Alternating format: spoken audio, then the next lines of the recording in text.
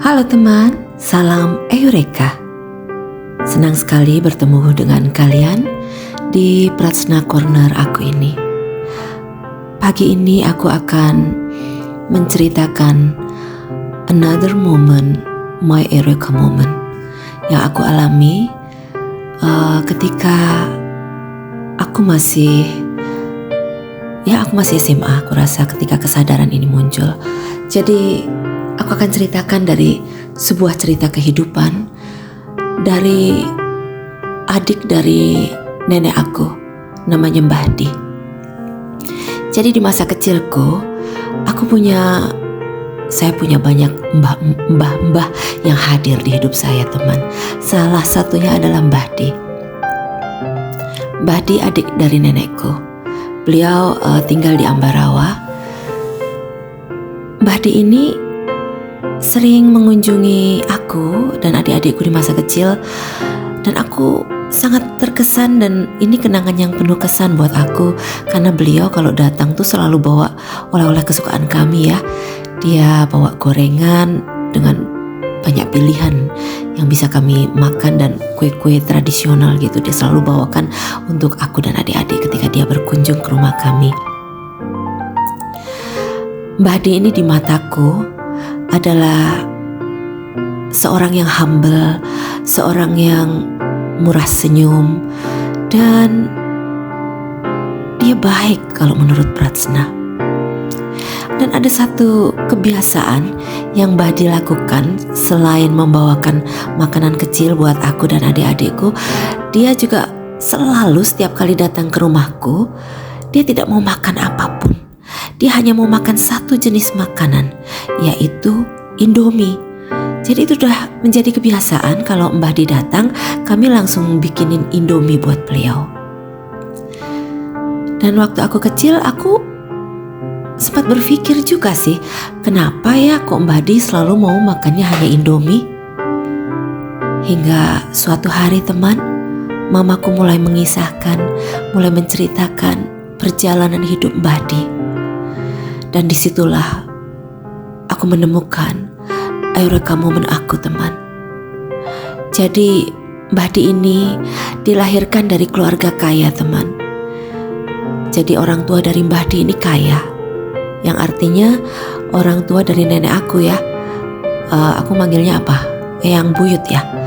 Nah, beliau-beliau ini orang kaya waktu itu, termasuk kaya saat itu. Dan di masa mudanya ternyata Mbah Di ini suka berjudi. Beliau terikat dengan kebiasaan untuk berjudi. Jadi karena begitu terikat, sampai beliau ini akhirnya kehabisan uangnya, dan dia mulai minta uang terus kepada orang tuanya untuk melanjutkan kebiasaan berjudinya. Dan dia selalu kalah. Hingga suatu saat karena terlalu terikat dengan kebiasaan ini, dia sampai mencuri perhiasan dan barang-barang yang ada di rumah milik orang tuanya. Hingga akhirnya istilahnya tabungan ya, di masa itu kan mungkin tabungan gak kayak sekarang ya, kita bisa simpan semua di bank. Mungkin orang zaman kuno tuh lebih suka menyimpannya dalam bentuk barang, mungkin emas atau perhiasan. Dan akhirnya semua itu running out, dihabiskan oleh Mbah Di. Sampai di titik eyang buyutku itu melepaskan satu perkataan yang kalau orang Jawa bilang itu disepatani. Kalau bahasa Indonesianya mungkin seperti dikutuk. Jadi eyang buyutku itu berkata bahwa karena di dalam kejengkelannya kepada Mbah Di ya, beliau berkata bahwa Mbah Di dalam kehidupannya tidak akan pernah cukup. Tidak akan pernah cukup dan tidak akan bahagia. Dan perkataan itu ternyata, teman, terjadi di dalam kehidupan Mbah Di. Jadi ya teman-teman, sebelum aku melanjutkan ceritaku, aku mau memberikan sebuah kesadaran bahwa kita sebagai orang tua jangan pernah melepaskan perkataan kutuk dalam bentuk apapun kepada anak-anakmu. Apapun kesalahan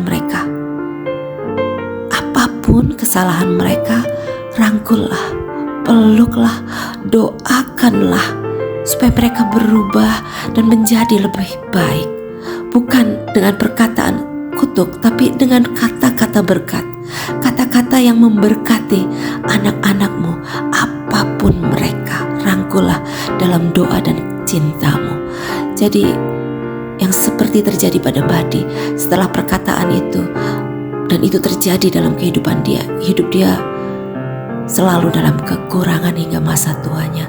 Dan perkataan itu menjadi sebuah penyesalan terbesar di dalam kehidupan Badi. Satu sisi perkataan itu mungkin membuat dia menyadari kesalahannya, tapi satu sisi juga membuat dia hidup di dalam penderitaan yang panjang. Jadi Badi melakukan dalam proses kehidupan orang Jawa ya. Jadi kehidupan kejawen ya, orang Jawa itu masih kuat lelakunya. Jadi Mbah Di melakukan sebuah proses lelaku untuk dia menunjukkan rasa penyesalannya terhadap perilaku dia di masa mudanya, dengan dia memutuskan untuk tidak pernah lagi makan apapun, khususnya nasi ya, kecuali Indomie. Itu lelaku yang beliau lakukan untuk menebus perasaan bersalahnya. Karena itulah aku tidak pernah lihat beliau ini makan nasi, teman. Dia selalu makan Indomie. Ternyata itu alasannya. Jadi melalui kisah dari Mbah yang kusayang ini, yaitu Mbah Di, ada dua eureka moment yang aku ingin sampaikan kepada teman. Yang pertama adalah jangan pernah melepaskan perkataan kutuk kepada orang-orang yang kau cintai atau yang kau kasihi, khususnya anak-anak kalian. Karena itu akan berpengaruh dalam kehidupan mereka. Karena orang tua itu memiliki otoritas ilahi kepada anak-anaknya. Itu yang pertama. Dan kedua, kesadaran atau eureka moment yang aku dapatkan adalah jalanilah hidupmu dengan kesadaran, teman.